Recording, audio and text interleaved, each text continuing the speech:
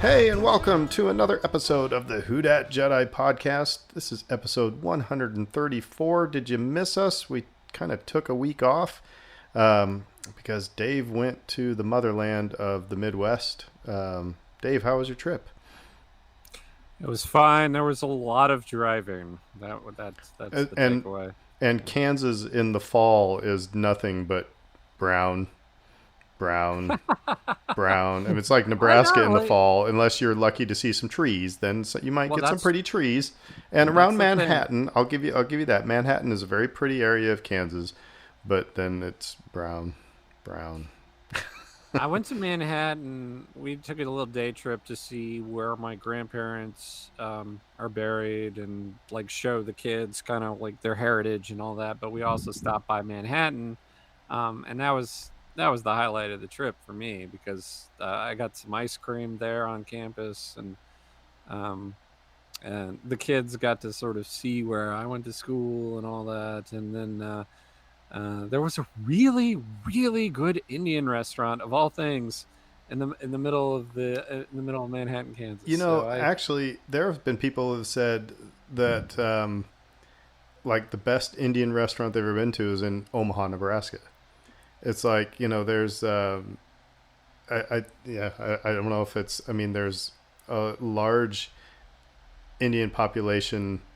I mean, a lot of them came to University of Nebraska. I don't know, maybe same thing with Kansas State, things like that. But they say, yeah, some of the best Indian food is in the Midwest. So well, I want to shout out Globe. That's the name of the restaurant in Aggieville. If anybody's listening and they have occasion to stop in Manhattan, Kansas, it's quite excellent. right on, right on, right on. So what's your favorite Midwest beer that you can't get down here? I know I've said before mine's Boulevard, You but know, oh gosh, it's kind of unfortunate for me because I was a huge fan of Tallgrass, and then they overextended. There are a lot of breweries that over the last decade overextended because things got competitive, and they're like, we got to distribute further and further and further, and then quality control. couldn't do it. Yeah, couldn't Yeah. do it anymore. Couldn't fulfill orders, and and the whole thing just falls apart. And so I really liked them a lot, but they're barely around anymore. They're kind of they're a local brew pub kind of a place. But Boulevard's great. If you fancy a Boulevard or a wheat beer, that's always a good choice. I got to figure out how. And sorry, you didn't come to the Who Dat Jedi podcast to listen to us talk about beer, but I want to find out how far north I have to go to find Boulevard beer. I wonder how. I got to figure out how far they distribute. Um, because I You need to mean, find the border. You need to find like the border and just of yeah, Boulevard. and then sing eastbound and down, and do a beer run. So You know who I found out recently distributes down here is the Kentucky Bourbon Barrel. I don't know if you've ever tried their stuff. huh. Um, eh, Track them down if you can. I'm not sure who carries it here locally, but I've seen it locally, and whenever I see it, I grab a bottle because there's truth in advertising. It tastes like a beer that's been stored in a bourbon barrel, All right on. and it's just So it's delicious. probably a one and done, is what you're saying. All right. Well, let's just not talk about Saints football. Talk about No. Tulane football being ranked 25th. So there you go. Eh? Good on Bowl you. eligible. Yeah. There, Um, there was a kerfluffle about that. Did you see with Ed Daniels? Yeah, Mhm. like he's like, Tulane fans need to stop complaining. It's like, nope, nope. It's like you have not covered them for decades. They're not gonna stop complaining. Like they're going to demand more coverage, and it's fine. As they get better, they'll deserve more coverage, and there they'll you go. get more coverage. They'll be more interest, and it'll work itself out. But I just thought that was so funny. So tonight we are going to be talking about episode 6 of Andor, which is titled "The Eye," um, and we got a little bit of news to start off with, but now we got to do trivia as always. But yeah, so let's get out some questions to get our brains wrapped around Star Wars. Dun-dun-dun-dun. Yeah. Dun-dun-dun-dun. All Dun-dun-dun-dun. right, so to Fredo, what pilot Okay. destroys the second Death Star's power regulator? Say that again. What pilot destroys the second Death Star's power regulator? Okay. At first, I thought you said what pirate, and I was like, wait a minute.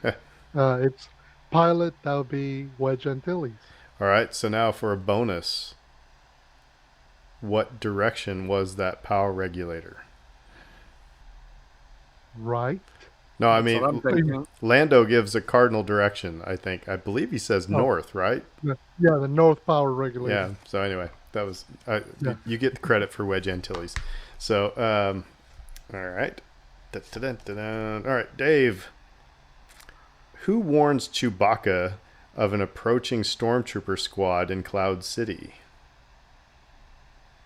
Who warns Chewbacca of an approaching stormtrooper squad in Cloud City? That's probably C-3PO. It is probably C-3PO. It is him. Yes, yes, yes. All right, and to me, who does Darth Sidious intentionally mislead in saying, "When my new apprentice Darth Vader arrives, he will take care of you"? Which, by the way, I really liked that line. I just thought that was, I mean, they had to giggle when they wrote that line. He will take care of you. But that was Newt Gunray. Yes, it was Newt Gunray. Mhm. All right. Okay. Obviously, the galaxy far, far away has yet to invent a gangster movie. Take care of him, see? You know, okay. So I want Take to, care? I want to take issue with something here. And it's been a funny meme that's been going around. We've shared it amongst ourselves and amongst our group with Britt and Kate and everything. And it's the one where it's like they're talking about the cantina, it's the roughest bar in the galaxy, and what music are they playing? Smooth jazz. And I was like, well, of course that's what they're going to be playing. I mean, because if you talk about 20s, 30s gangsters, I mean, jazz musicians were playing in those. I mean, for crying out loud, the city that we live in, I mean, they were listening to jazz, as they're, doing their mob business. So, it's, I don't know what they expect. Look, look, you watch any of those John Wick movies, wherever all the gangsters are gathering together to talk business, it's jazz that's playing in the background. They're all trying to be cool. They're not trying to be hard and tough. And That comes later. I also have to say, I've got some things to say about Andor because I watched a good chunk of Rogue One the other day. And if you are watching Andor, I would encourage you to not wait until Andor is over to watch Rogue One again. Watch Rogue One because it really, it's like I said, I've got some things to say about this episode that really, it just got brought up to the front because I watched Rogue One. So otherwise, I probably would have left these, wouldn't have had these comments or observations. But we have some news. So, Fredo, over to you. Okay, let's start with kind of the big news of the last few days, which is that it was officially announced that Harrison Ford is going to be joining the Marvel Cinematic Universe by taking on the role of General Thaddeus Thunderbolt Ross, which had been portrayed in the MCU since 2008 by William Hurt, who had passed away earlier this year. And so he's going to take over for that character in the new Captain America movie, which is scheduled to come out sometime in 2023, 24. And then he's supposed to be following that up with an appearance in, oddly enough, The Thunderbolts, which is coming out in 2024. So my one question is obviously, look, Harrison Ford. This is a secondary role, a supporting role. He's not expected to be the guy carrying the movie, but kind of following the footsteps of actors like William Hurt and Robert Redford and Annette Bening, like thespian level character actors who and movie stars who coming into the MCU. I guess my one question is, and I don't know if you know about this, Aaron, but maybe Dave does. There's a character, Thunderbolt Ross, that general, the general who is always chasing the Hulk. There's a point in the comics where he takes the same serum that Bruce Banner got, and he becomes the quote unquote Red Hulk.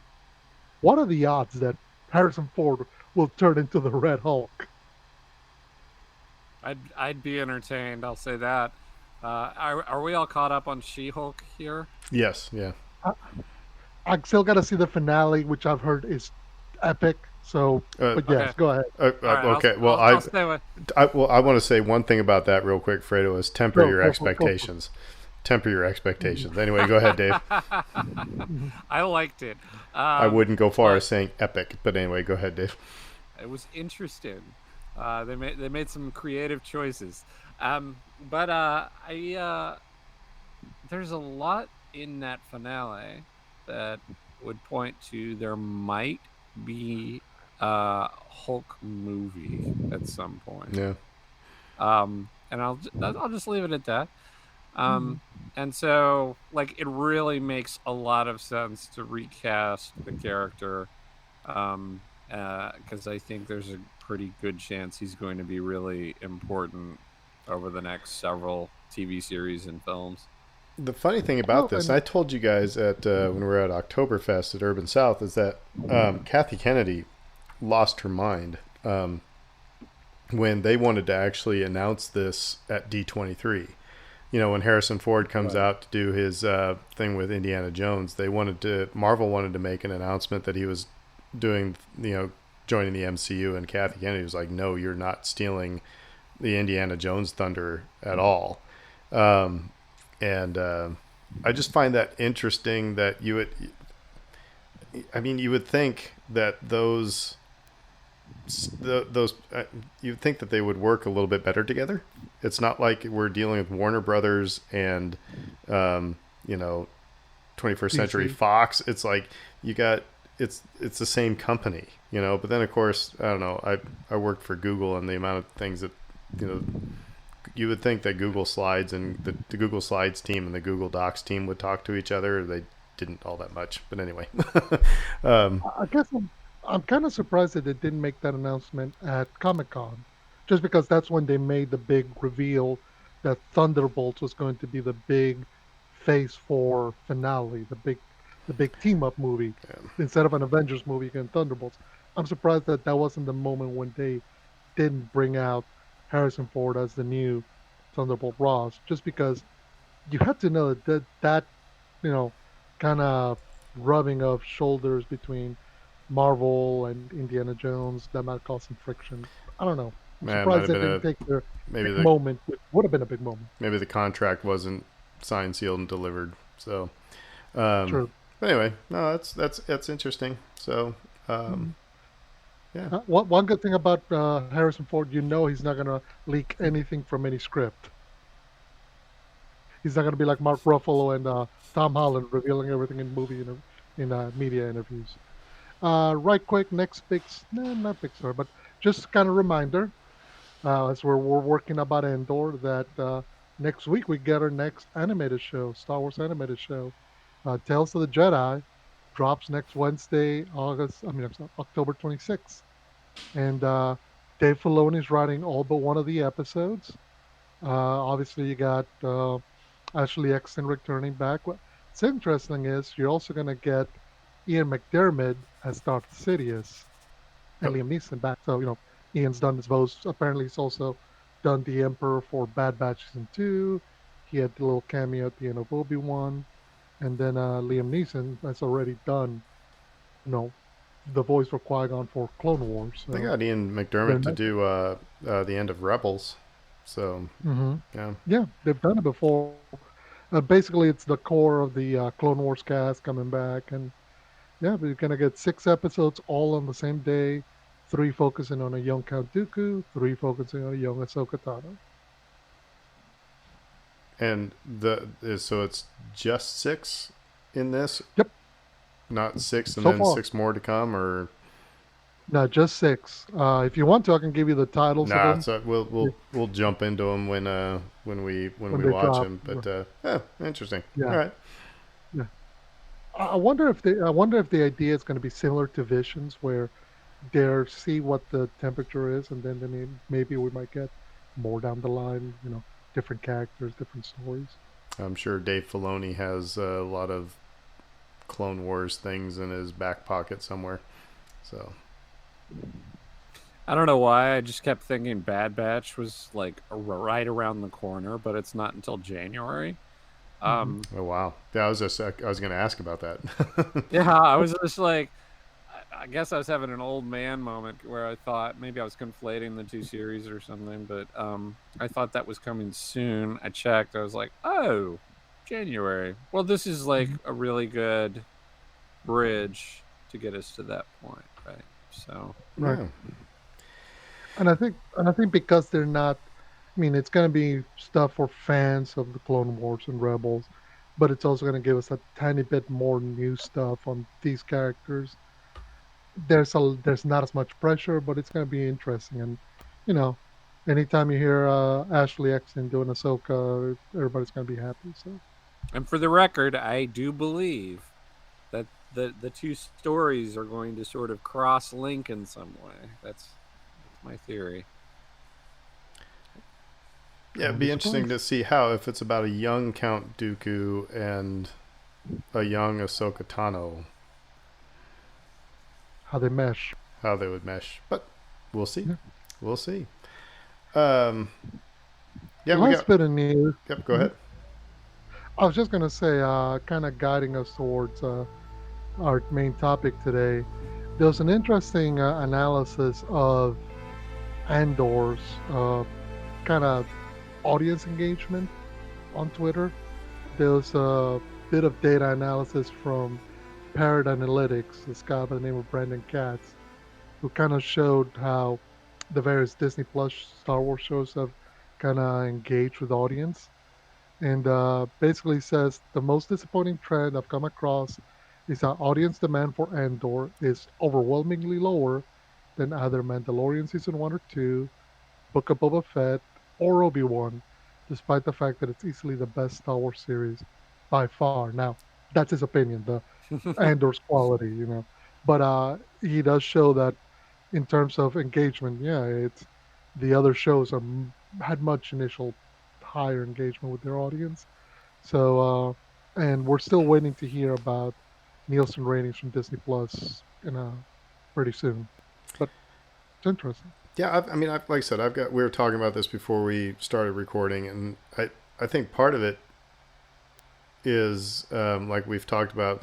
Dave's had two of his kids jump ship. Because it's not their thing, and so you could potentially lose half a household. You know, it might be like the parents are really digging Andor, but the kids aren't so much. Whereas with the Mandalorian and Boba Fett, you had Baby Yoda still. You had a lot of it was the more like we said YA Star Wars. Um, so yeah, it's but what and that data showed it's like not as much demand, but people are loving it. Hmm. That the people who are watching it are like over the moon about it. So yeah, and I mean it's dare I say it's almost kind of like Solo. It's like that the people were at that didn't have much demand, but the people who went and saw it loved it. So it's like I don't know. At what point do you? I guess it depends on how much money they make as to whether or not they consider it a win or not. But I don't think they should be surprised by these numbers. The other point I'm going to make before Dave jumps in is that we also got to consider that the difference between obviously movies and streaming shows. There's a lot of stiff competition for attention right now. I mean, you have HBO's giving you House of the Dragon, Amazon just finished season one of the Lord of the Rings Yep. adaptation, The Rings of Power. She-Hulk just finished last week, so there is a lot of stuff out there for you to catch, and Andor doesn't necessarily have the hook of something like Obi-Wan Kenobi, where it's a beloved character, Book of Boba Fett, which had a And beloved character. you're right. When the So Mandalorian started, that they cornered the market on nerddom at that point. There wasn't anything to go up against. So mhm. Network TV just kicked off too, so like there's more competition there as well.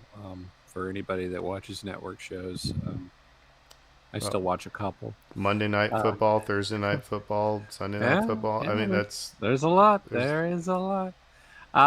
But I think what's interesting about this is that I agree with the author, and that I think this is some of the best Star Wars, perhaps, that we've ever seen, and it has the potential to chart a new path in a lot of ways, and provide a template for something different, and potentially a brighter future for Star Wars that's not beholden to a particular formula. And and so it is a little disheartening to read those numbers and view them in that prism, because you want people to like something um, that is produced at a very high level. And I think we're going to evaluate this newest episode here in a couple of minutes, and we're going to speak to some of the things that we like about it. And, and I'll tell you, I like almost everything. Um, there's not a lot for me to like pick apart here, I and was with. so Oh, go ahead. go ahead. Finish your thought. No, you go ahead. No, I was just going to make a ridiculous comment that I said the only complaint I have. I was with some friends at this weekend.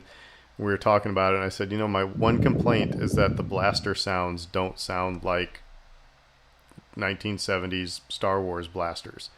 They sound more like sequel trilogy blasters. I'm like, you have the audio file. Why not use that? I mean, they're so anyway. But that's the only But you know really why? complaint I have.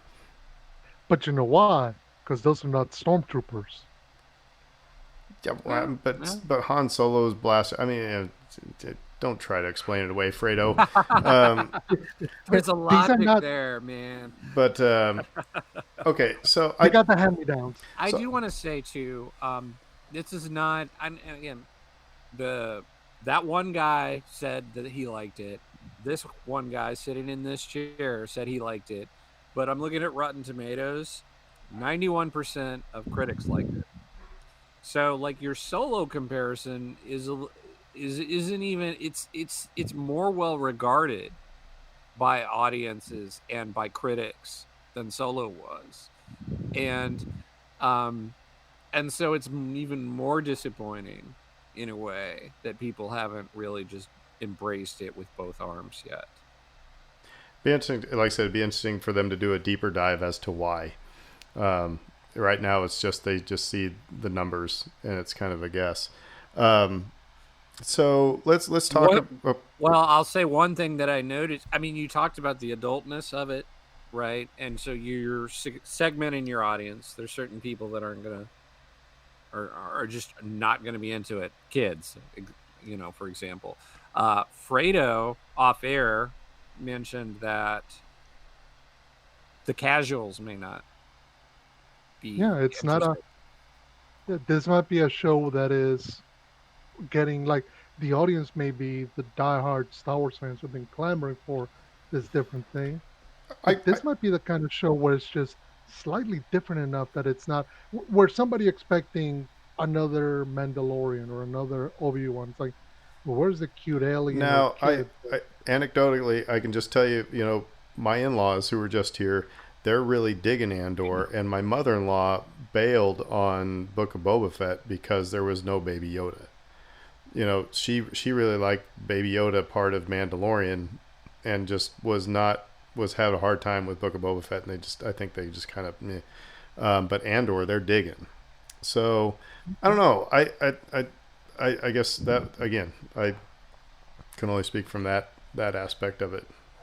There's Mhm. one other thing that you notice when you look at the chart. This guy put together a chart where it showed like the popularity of each season of the live action Star Wars shows so far, and a Mandalorian obviously is up there at the top. The 2 seasons of the Mandalorian, but if you notice, each subsequent series is less popular than the previous one. Um, and there might be something to that too. There might be a fatigue factor. There might be it's not hot or new anymore kind of factor for people. We talk about Rise of the Resistance at Disney World. When the next new hot ride comes along, Rise of the Resistance is not going to be the most popular ride anymore. Um, so there's probably some of that at play too. Mhm. Well, let's jump into episode 6 here.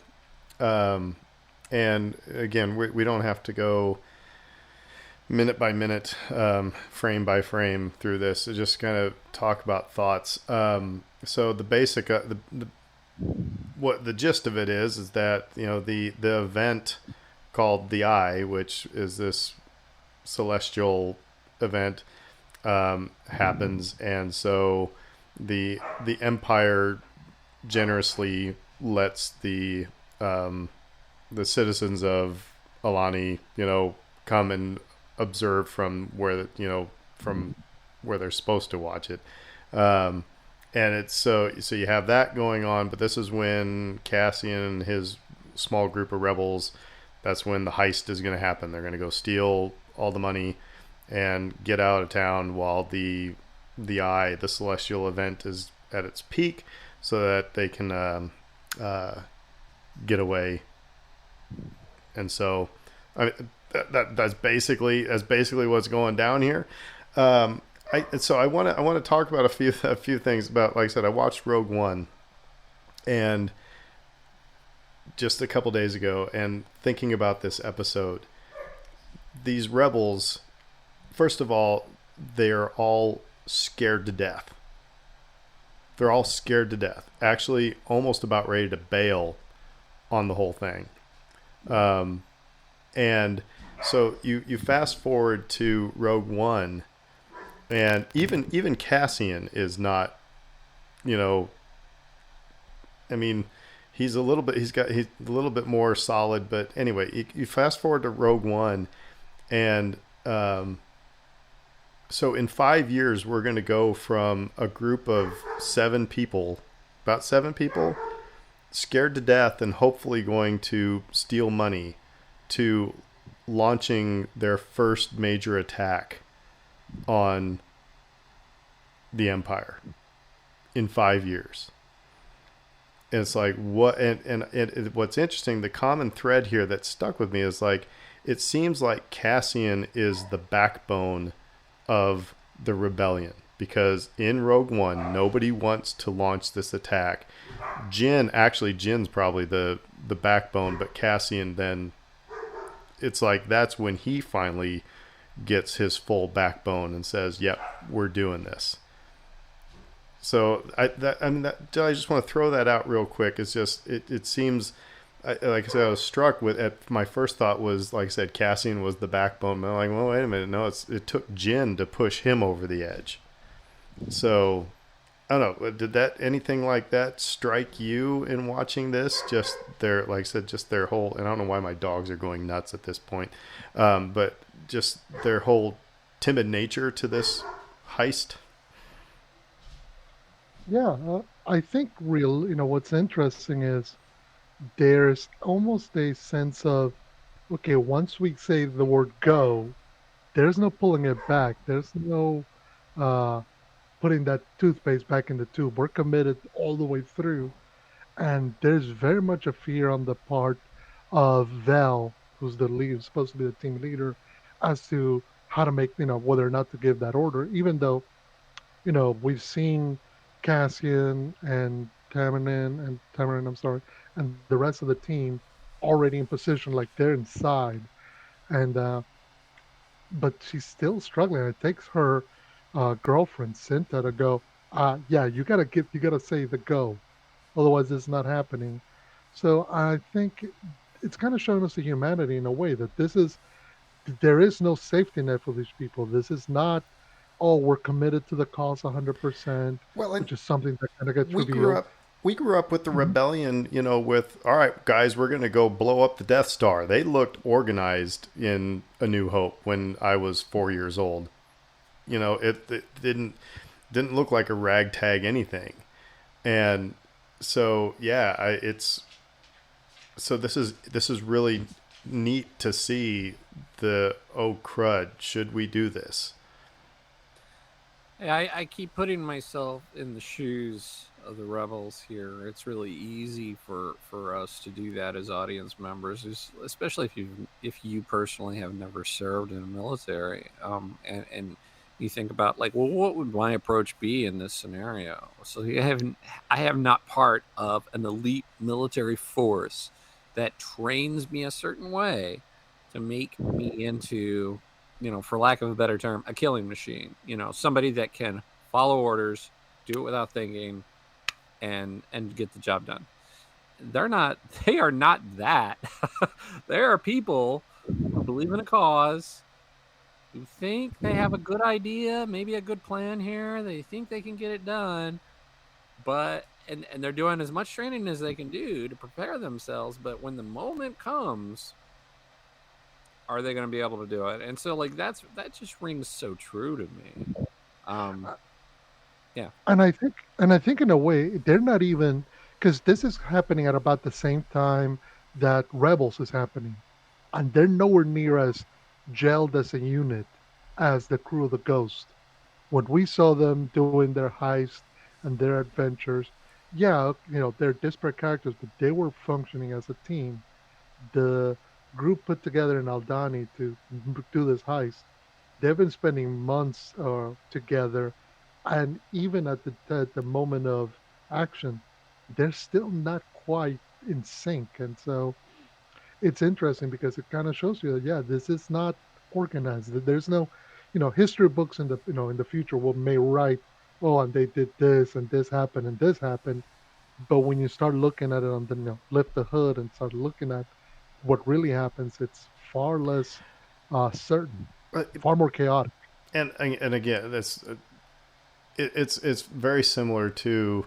I also keep thinking, Dave, kind of along the lines of what you were. I keep thinking back to like everything post. Everything post 9/11, where it's Mm. like, okay, so the United States military, arguably the greatest military power in the world, goes to a place and they're getting beat by people riding around the back of pickup trucks who aren't they're, but it's because of that, so that's, and of course that's a running theme in Star Wars as well. I mean, the Empire is beaten by Ewoks in the Return of the Jedi. It's always been about that, like I said, that theme's always been going on. I'll give you a modern example: Russia currently in Right. Ukraine. But to Fredo's point, though, what's really neat about Andor is that we are seeing the doubt in the face.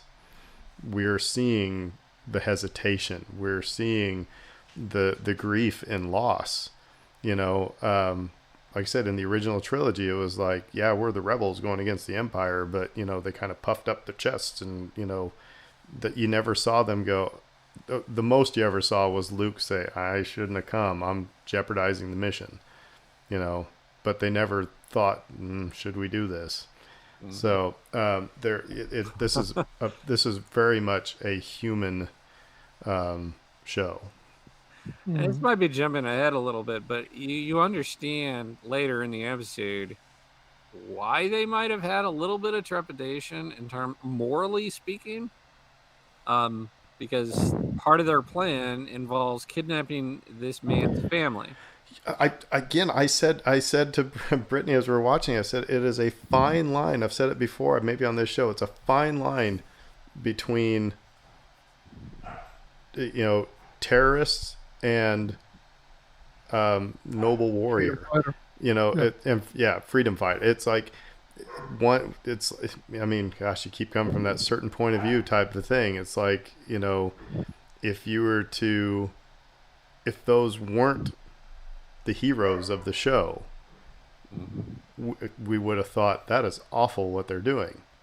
Yeah. But we trusted them that they weren't going to kill the kid because we know they're good rebels, type of thing. But nobody else knows. Not all of them were, Not as it all. turns out. So, but you know what I No. mean? It's Yeah. but yeah. I mean, they've really taken. They're turning that rebellion again that we grew up with in 1977. That seemed like all, hands washed and crystal clean and like the moral high ground, and they're playing dirty pool, and it's very much. I also was thinking about there's some links to the American Revolution in this as well. Again, I mean, the original Continental Army, they were playing dirty pool. They were changing they weren't playing by the rules of warfare. They were, and then this might not have been intentional, but I also found it interesting that the first rebel to die for the cause was a black man. A former Very much, stormtrooper. very much similar to Crispus Attucks, I think is what it was. The African American who died at the Boston Massacre. So it's like I said, there's some also ties to that. It's very interesting. This sort of like leads me into the discussion of sort of the ramp up of the tension in this episode too.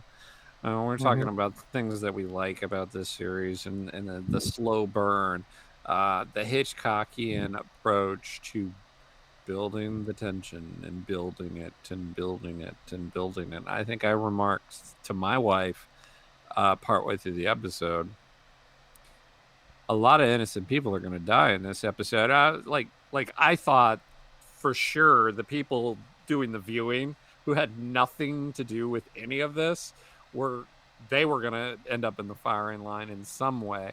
But like more to the point, the people that may have been the most morally correct, they didn't make it out of this. They didn't make it out of this thing at The all. believer. Yeah.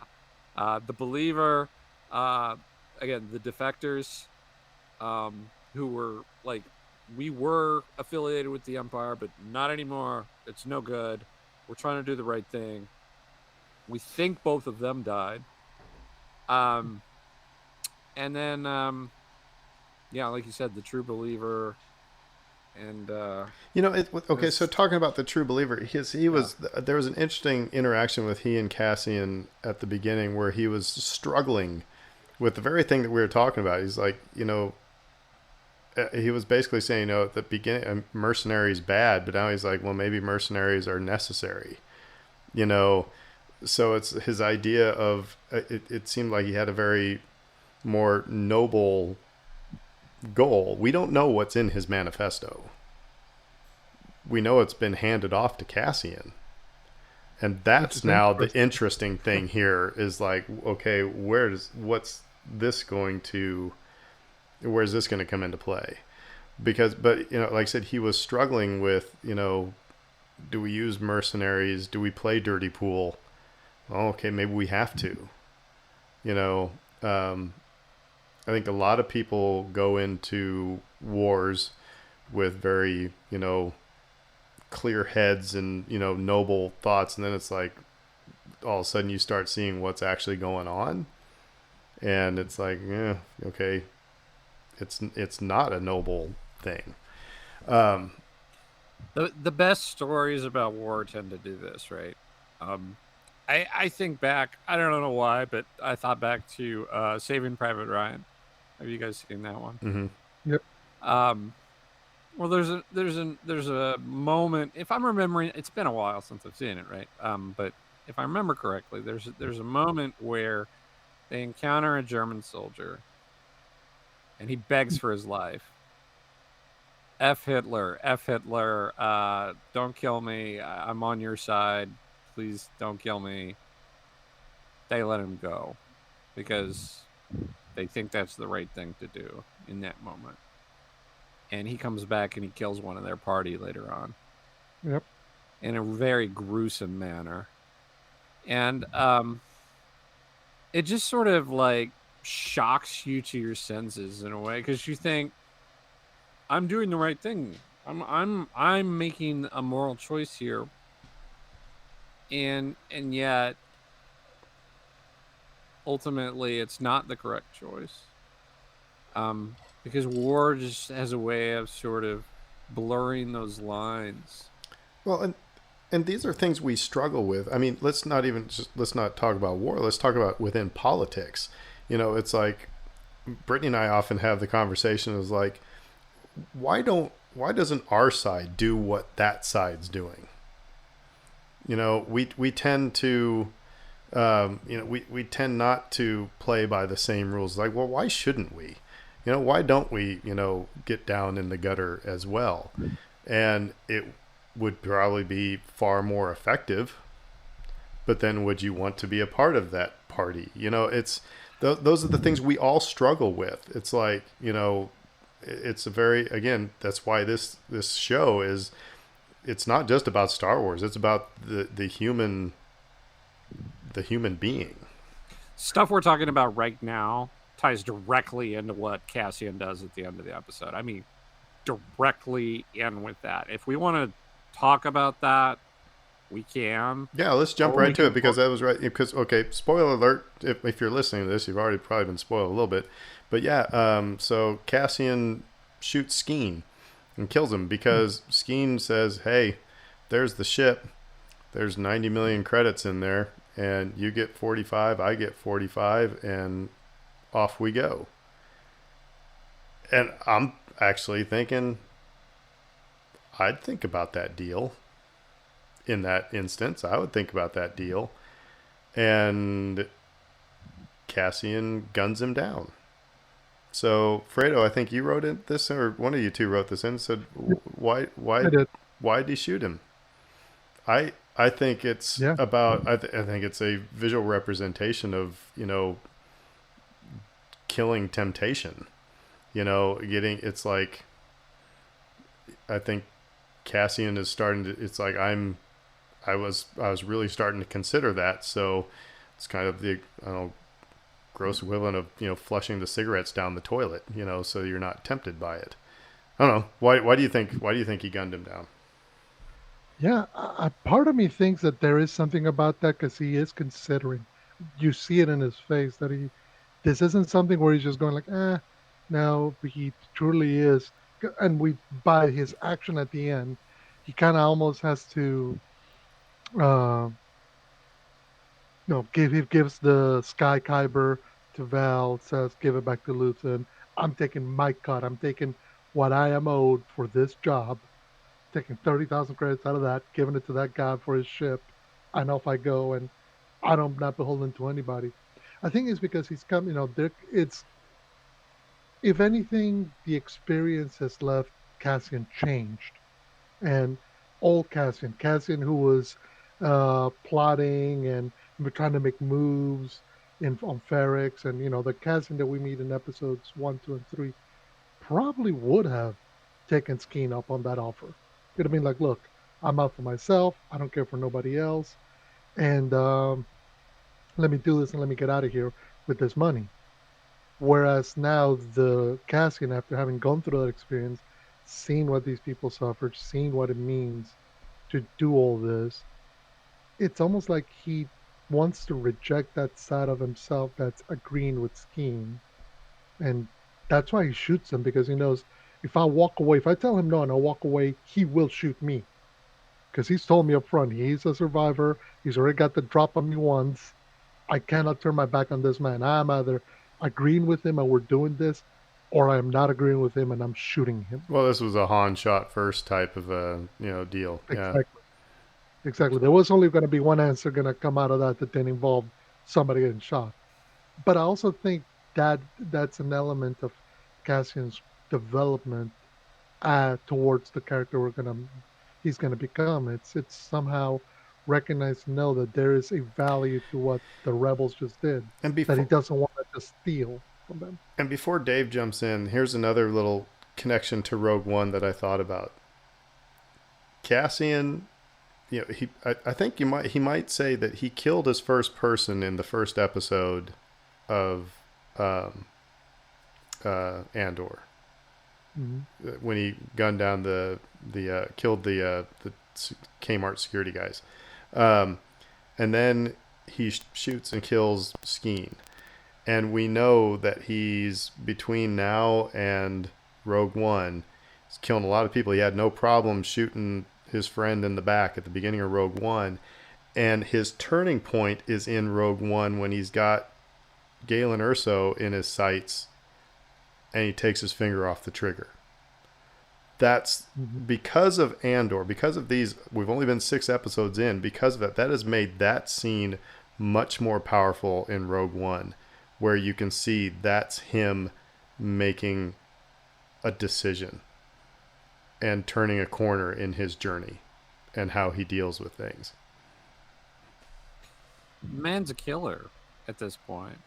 I mean, not to mince words. This is, and it's a dirty business. You're getting paid to steal, and um, you've already killed people, and there's certain things that have to be done in the line of duty. And he accepts all of that, and he he doesn't have any hesitation. We talked about the hesitation early in the episode, where everybody's like, I'm nervous. We're gonna do this thing. I don't know. He doesn't hesitate. But he didn't want to kill any of the Imperials in, like, of the family. He said, remember, he's the one that says no one has to die here. Right. But That's again, interesting. I mean, yeah. But he comes to this point in the timeline where he is presented with this choice, and he knows that this man cannot be trusted. He can't be trusted. Let's say you take the deal. He's gonna kill you at some point, or you're yeah. gonna kill him. That's how it ends. And if you turn him down and start walking back towards the medical place, he's going to shoot him in the back. And it's going to be Skeen walking in saying Andor's dead. I think he read the situation perfectly. Like, it's him or me at this point. And he's probably not expecting me to pull my gun and blow him away. So I've got the advantage. Boom. And again, that's a very cold way to approach things. Might have been justified. I mean, like, again, at the end of the day, I really can't find any fault in his logic here. And again, that's in keeping with the whole series. Like, so far, most everybody, whenever they do something, I'm like, yep, that makes sense. That tracks. But I think, like I said, what we've seen, though, is that, and I think what we're going to see is that the killing becomes, probably going to see more of it, because it becomes easier, and it becomes more desensitized to it. And it's the kind of thing where you could see that he turns to as a mechanism to survive, and that's the justification. It's the, well, they were in my way, or oh, they were trying to get what I have, or oh, there's ways to justify it, that he's gonna find a way. In some ways, and I'm wondering whether or not we'll see that, whether he turns towards the rebellion more towards, okay, if I'm gonna be doing this, I'd rather be doing it for a cause, kind of like what Luthen inferred to him all the way back in episode 3. It's, if you're gonna do this, because there's other ways of dying, and if he's out there killing people just for no reason, just to survive, well, might as well kill people for the sake of actually a cause. So that's why I think it's interesting that he's the one with that manifesto, because I wonder if that's what he's going to turn to in times of doubt. so, this is. I just keep coming back to it's really funny. It's it's making you look at the rebellion so much more differently than we did growing up, because I mean, and it's really thanks to Rogue One, and now this. It's like, from people who are loyal to the Empire. Well, I mean, look at the American Revolution. the British people were like, "What the heck are why are these colonists, being a pain in our butts? What do we do to them except for, I don't know, you know, Help them not become what French. And what do now we we do? gotta Yeah, pick. what do we do to them? And from the colonist point of view, it's like, well, you got your boot on our throats. So it's all about point of view, and I don't want to just be throw that out like tongue in cheek from a certain point of view, or from my point of view the Jedi are evil, but that's true. There's truth there. That's perspective is huge. So what do we think of what about the Imperials that they portrayed here? We got some the family, for example, um, the guy. Commandant's family. I thought it was very interesting that his belt didn't fit anymore because I mean that was they're getting the Empire starting to get fat and lazy.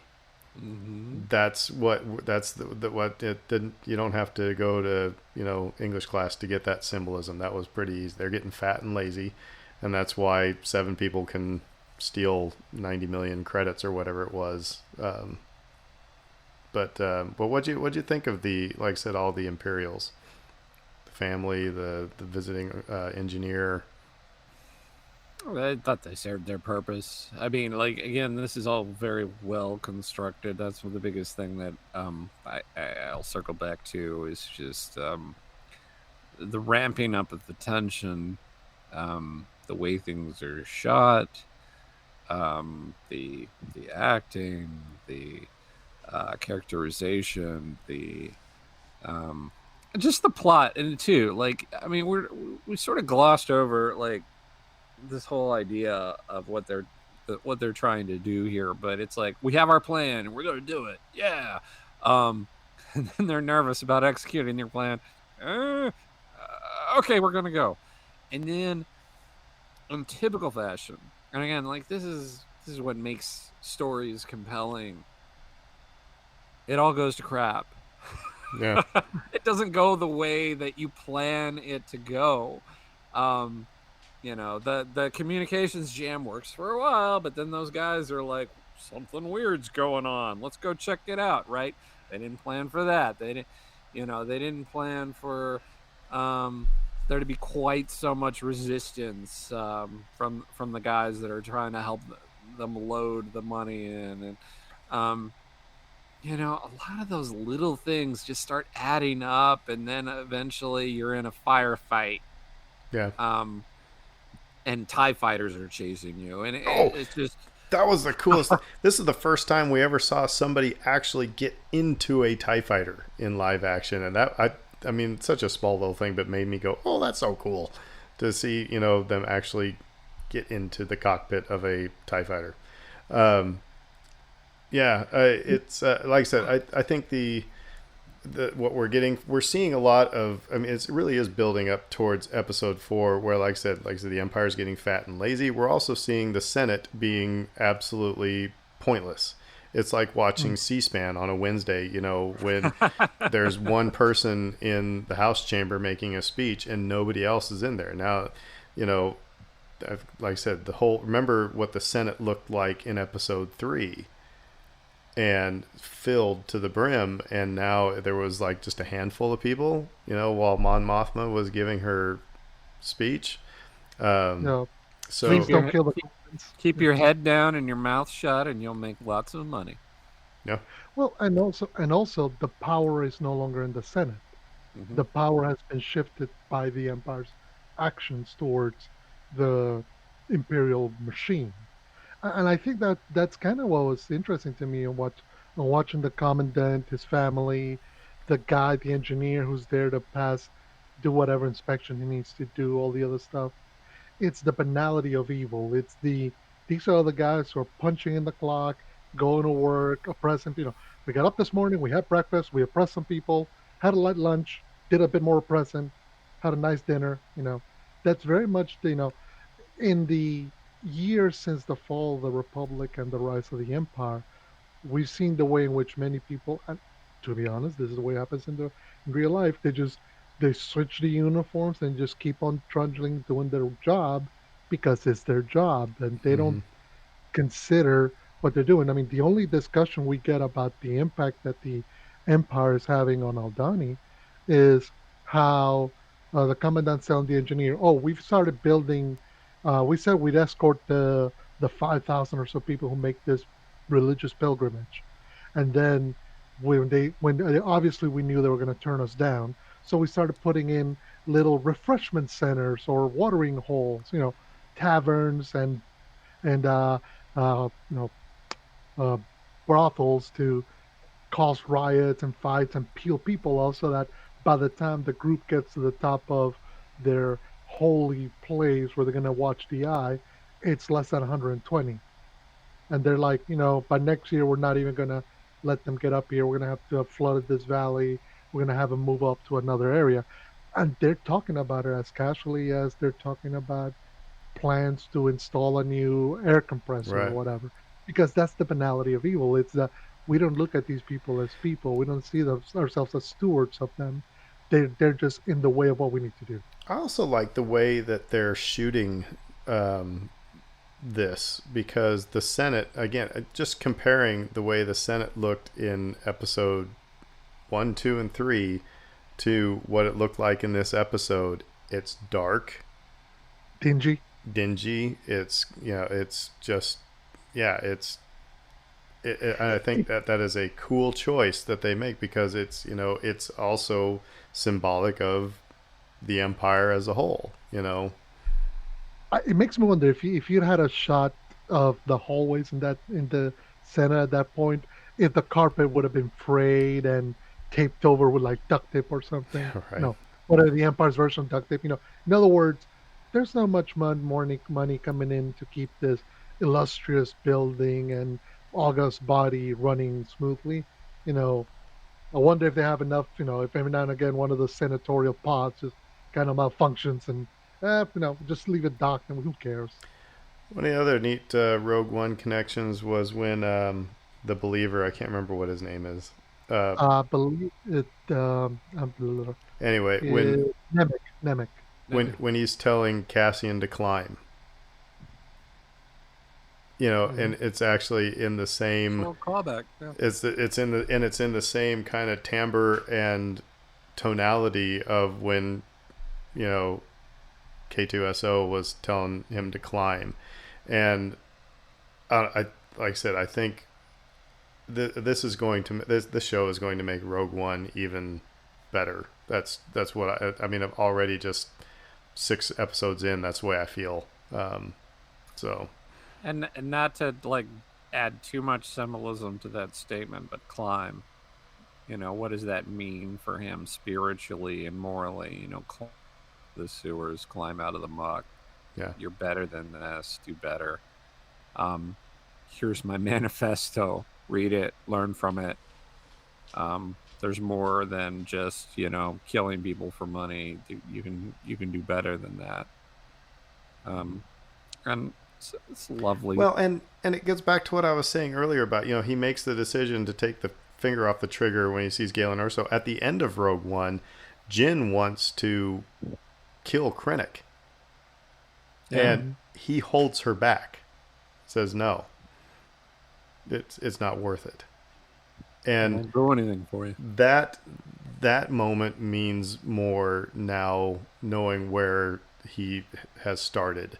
Um, so yeah, but I wonder, do you think these connections would be as powerful or even be there if Tony Gilroy did not have any involvement in Andor? Probably not, because he's the guy who co-wrote Rogue One, so it's in his mind. And when they started thinking of this as a TV project or a series, they had to have been thinking, okay, who's this character? Where is he coming from? Just start getting into the background and go deeper and deeper. And so there has to have been that idea of we want to flesh out these connections. These, Well, this, yeah, that's why you have oh, Dave Filoni well, do the episodes of with Ahsoka in The Mandalorian. I mean, that's his baby. I think there's a more natural flow that occurs within that, right? It's Right. like this. I'm just going to write dialogue, and it's going to naturally sound like him because I wrote the other dialogue, and so there's just there's more of a connection to the character, and there's more of a connection to the voice and these sorts of things. And like, if somebody else is trying, you know, let's hand this series to somebody else, Well, and they come in, that's what I was it's going to say. Let's it's talk. Go ahead. Go ahead. Sorry. it'll feel more forced. I mean, it just will. You talk about some of those bad jokes and bad gags and bad callbacks that we all groan at. You know, they're everywhere in Star Wars. Um, you'd be seeing more of that. You know, we wouldn't be talking about climb. Right. We'd be talking about Well, rebellions are built on hope or some other thing that just doesn't feel quite so natural. it's like the sequel trilogy. I mean, the tonality of that was very disjointed and off and all over the place because you had different writers, different directors, different. It was just like I said, all over the place. So I think this matters. Um, I think it matters a whole lot. Um, Uh, but just to kind of go back to something you were saying earlier, Aaron, regarding you know why Cassian needs to be there. In an interesting way, it's you look at Cassian and he's the only one who's got the mind for what the heck are we going to do next. Like in the moment where they're all trying to flee, through the eye, and they're chased by the Tie fighters. Val and Skeen are too worried about Nemec and his injuries. And who's the one who's still got his eye on the ball? Who's the only one who's still thinking, okay, what's the next step? We need to get out of here. It's Cassian. And it's something that I think we're going to come to find out that that's what the rebellion means. And I think that's why having Tony Gilroy here helps because he's got a very Cassian has a very matter of fact. Okay, we have a mission. We need to accomplish it. We do this step, and then we do this step, and then we do this step. You know, whereas Val and Skeen at that moment, they're thinking about their friend who just had his spine broken, and rightfully so. I mean, it's a horrible moment. Cassian's all thinking about we have a mission we need to finish. We are not done, and that's part of the character that we see later on in Rogue One where he's thinking, okay, he's getting orders he doesn't necessarily like. He's being told to go places he doesn't necessarily want to go to. But he's like, okay, how do we accomplish this? How do we get to the next step? How do we get this done? Because that's his mindset. And I think that's something that we're going to find out that the rebellion really needs at this point in its infancy. I agree completely with you. I think like those are the sorts of things that um, we talked about earlier, which is that these are not military people, right? There might be other factions throughout the galaxy that are more organized, more on the ball, better able to handle things. But this little faction that we're seeing right here, right now, loosely affiliated with Mon Mothma of all people, you'd think would be like all in and all organized. They got no clue. They don't know what they're doing. And this is a guy that has a very military precise viewpoint on getting the job done and doing things the right way and understanding that you got to keep your eye on the ball, as you said. um and so that is kind of interesting to see. Again, we're going to see so much more development for him because we know that he has to get to that point in Rogue One that Aaron's talking about, where it's not just about doing the job. You lose your soul eventually. Yeah. And but for right now, he's precisely what they need. And so it's going to be kind of really interesting to see what happens next within that, because I think they need him desperately. And he, at the end of this episode, like wanders off. Well, that's what I was just gonna. So I actually just opened up Disney Plus because I couldn't remember exactly how this ended, and he just walks out the door. So I guess we can kind of. I wonder where we're going to pick up. How? I mean, he walks out the door. That doesn't necessarily mean that he got on a ship and took off. Are we going to pick up right where we left off? And he's just, all right, I got to see this through or whatever. I don't know. But what's also kind of cool is that this is the first time the Empire is in holy crap mode. That was a wonderful moment at the end. Yeah. And that's tying to Mon Mothma's moment when she's like, "What's going on?" and she looks at the tablet and gets the headline news of what happened. And then you see all the Imperial Security Bureau agents coming in, and their boss is like, "Okay, cancel whatever plans you had. Call in whoever you gotta call in.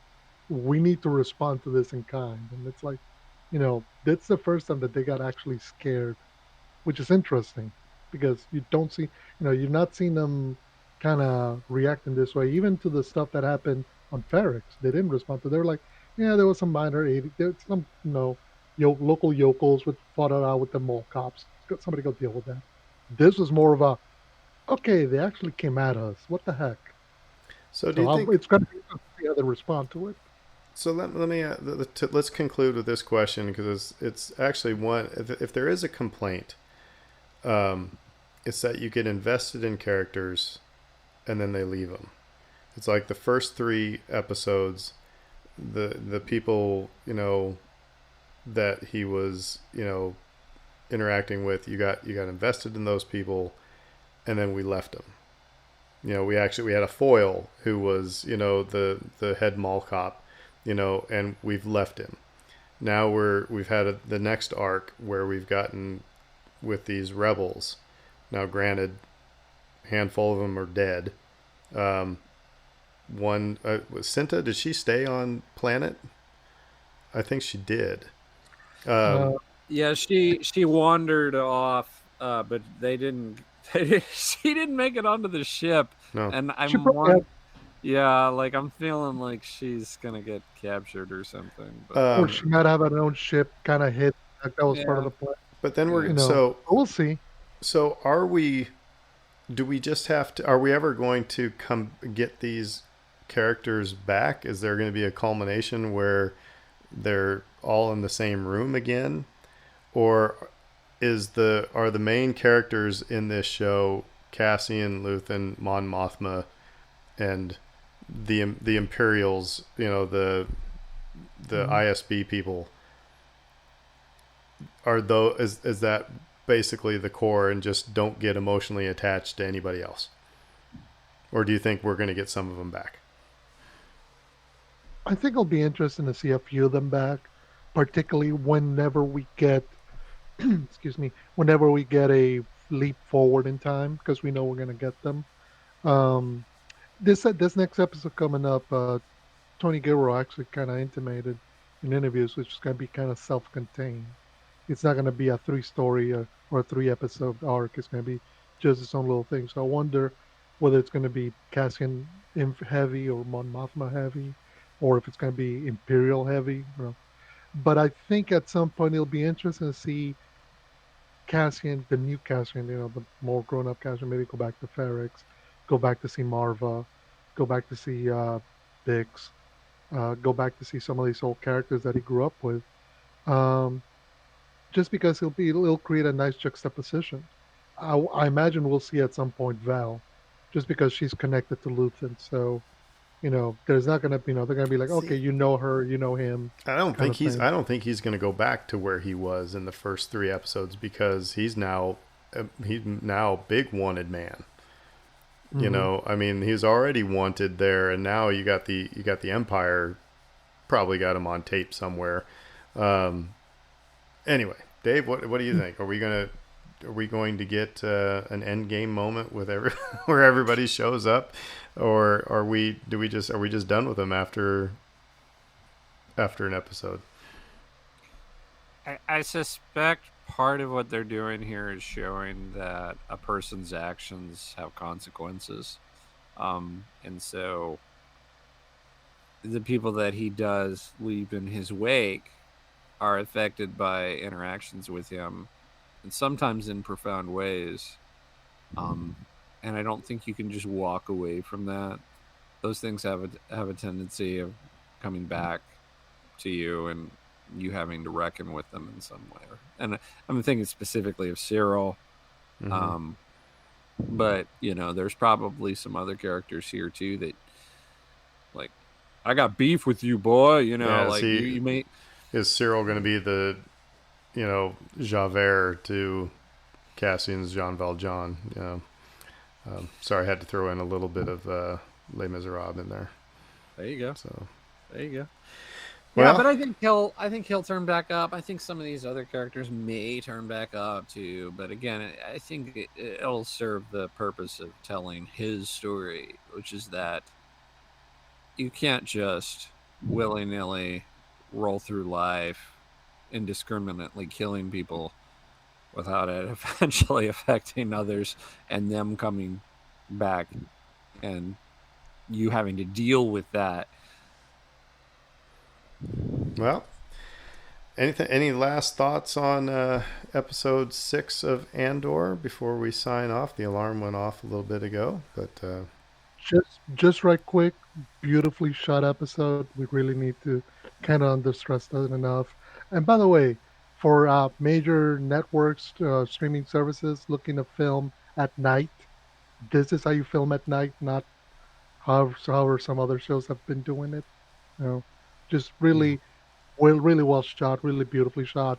The tension, kind of like you were talking about, how they managed to build up, and you just know stuff's gonna go wrong. And that's the best part about movies and heist plots. Is the moment stuff goes wrong because you know at some point it's gonna. So that was great. I hope they have a really good behind the scenes type thing after the series is done. Yeah, because I would like to see what they did. The eye. We didn't even really talk about the celestial phenomenon that we saw here, and it was incredible. It really lived up to the hype. I was like, "Whoa, that's really cool looking." No wonder everybody's staring up at the sky and wants to stare up at the sky Yeah. because it's just really, really cool. It's really cool and really dangerous for TIE fighters to fly into. Yeah. Well, all right. Well, cool. Well, we will leave it at that then. As always, you can hit us up on Twitter. Let us know what you're thinking about Andor or anything else Star Wars related. But until next week, we will say who dat, Who dat? Who dat? and everybody have a great week. Please win on Thursday. McConkey.